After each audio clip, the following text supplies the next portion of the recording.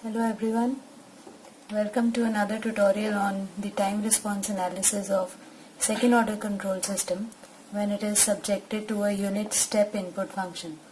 So to start with, we know that a second order control system is the one which has the highest power of s in its denominator as 2, so it becomes a second order control system, and I am writing a general transfer function for a second order control system which is given by omega n square upon s square plus 2 psi omega ns plus omega n square.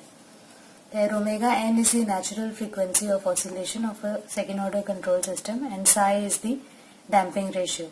So as we can see that the highest order of s in the denominator is 2, so this can be categorized as a second order control system. Now we are to analyze its response when it is subjected to unit step input function. So for a unit step input function, R of s is 1 upon s, so the expression of C of s becomes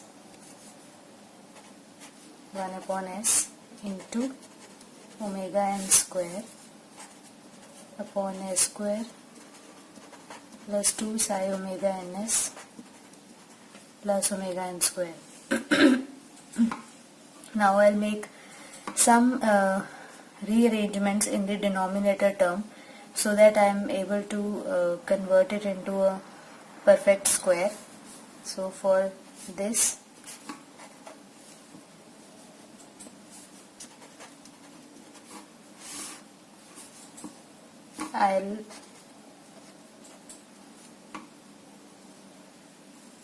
you can see this is s square plus 2 psi omega ns. I want to reduce this expression into a formula of the form of a plus b whole square. So a plus b whole square is a square plus 2ab plus b square. So to convert it into a perfect square, I'll add psi omega n whole square and similarly subtract psi omega n whole square. So this becomes s square plus 2 psi omega ns plus psi omega n whole square minus psi square omega n square plus omega n square. So I can collect these terms as a square plus b square plus 2ab, so that this reduces to s plus psi omega n whole square, and I take omega n square common from these two terms, so I get omega n square into 1 minus psi square.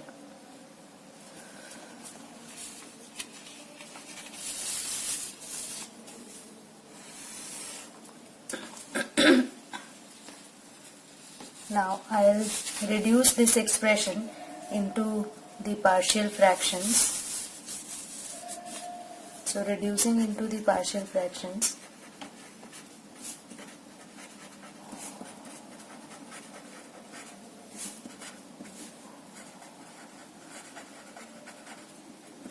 this expression reduces to 1 by s minus s plus 2 psi omega n upon s plus psi omega n whole square plus omega n square into 1 minus psi square.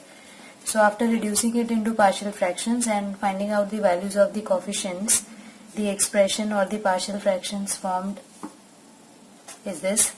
Now I can substitute the value of omega n into 1 minus psi square under root is equal to omega d, the damping frequency.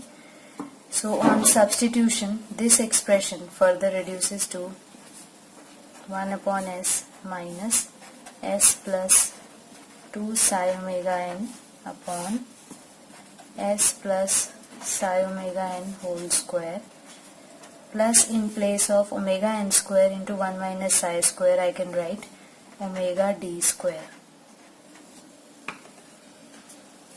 So further rearranging this equation, I am only rearranging the terms. This reduces to 1 by s remains as it is, minus I break this 2 psi omega n as s plus psi omega n plus psi omega n at two places. So this becomes s plus psi omega n upon s plus psi omega n whole square. Denominator remains the same, plus omega d square. This becomes one term, and the remaining psi omega n is written separately with the denominator.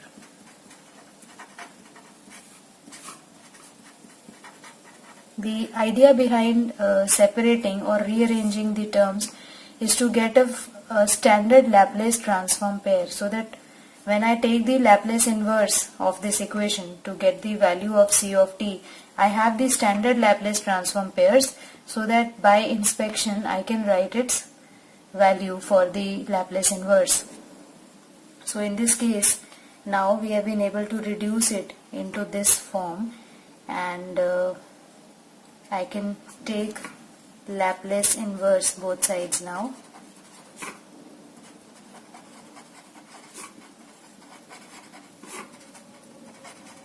When I take Laplace inverse both sides, on the left hand side I get c of t, which is the time response of the second order control system subjected to the unit step function, and I will separately take the Laplace inverse of these three parts of the equation, where I might have to make some more modifications.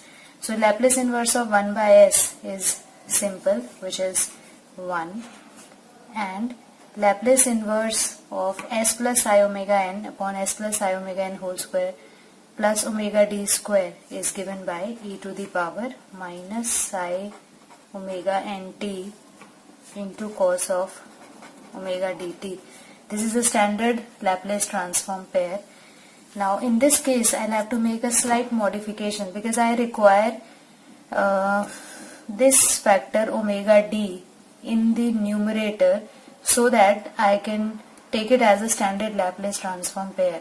So in order to get omega d in the numerator, I'll simply multiply and divide by omega d, so that this expression reduces to minus psi omega n upon omega d I take outside, and here I have omega d upon s plus psi omega n whole square plus omega d square. So going forward further,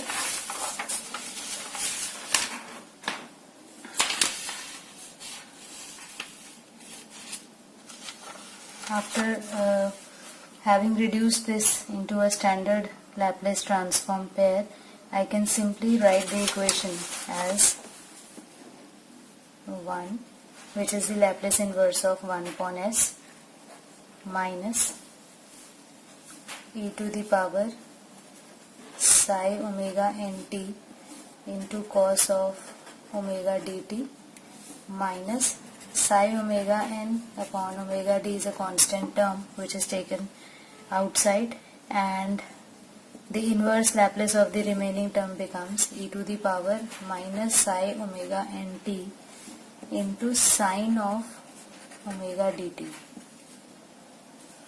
So this is it. Now I can take this exponential term also outside the bracket.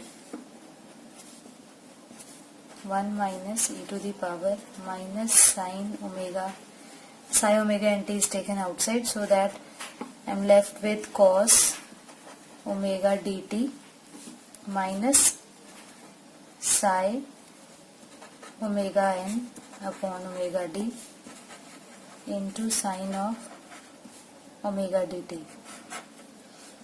Now omega d is equal to omega n under root 1 minus psi square, which can be substituted here for omega d.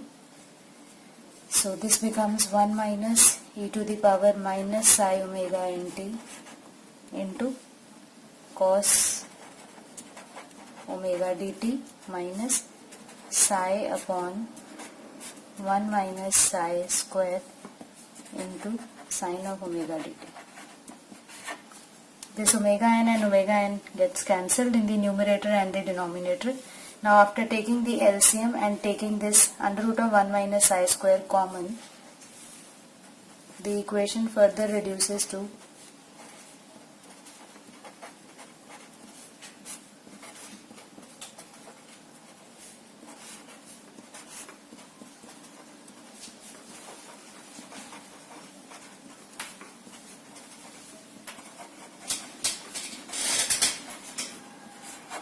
this value. Now if I assume or substitute the value of psi to be equal to cos phi, and therefore under root of 1 minus psi square takes the value of sine phi, and I substitute this value here in this equation, what I get is 1 minus e to the power minus psi omega nt upon under root of 1 minus psi square into under root of 1 minus psi square is substituted as sine phi. So this is sine phi into cos of omega dt, right, minus psi is substituted as cos phi. So this is cos phi into sine of omega dt. So this takes the shape of the formula of sin A cos B minus cos A sin B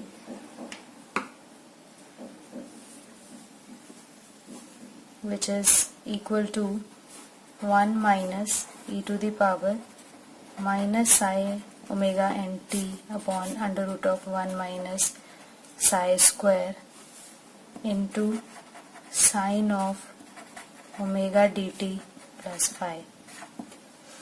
So this is the value of the output C of t for a second order control system and subjected to unit step input, and after having determined this value I can very easily find out the value of the error E of t, which is simply the difference between R of t and C of t. So R of t is 1 minus, putting the value of C of t here, I get 1 plus e to the power minus psi omega nt upon under root of 1 minus psi square into sine of omega dt plus phi. So this 1 gets cancelled and I get the expression for the error signal E of t to be equal to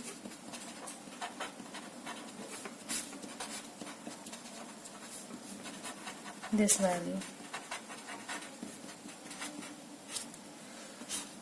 So this is the value of the error which is present in the output of a second order control system when it is subjected to unit step input. As we can see that error is oscillatory in nature, and we can also find out the different values of the error for different values of the damping ratio psi. So that in itself is a separate topic which I'll discuss in the subsequent tutorials. So I hope this elaborative derivation on the time response analysis of second order control system was of help and cleared out the idea of how this complex looking derivation is actually derived, and we are determining the value for the error signal and the output. Thank you for watching the video, and please consider subscribing the channel, sharing and liking, and thank you so much for watching. Have a good day. Bye.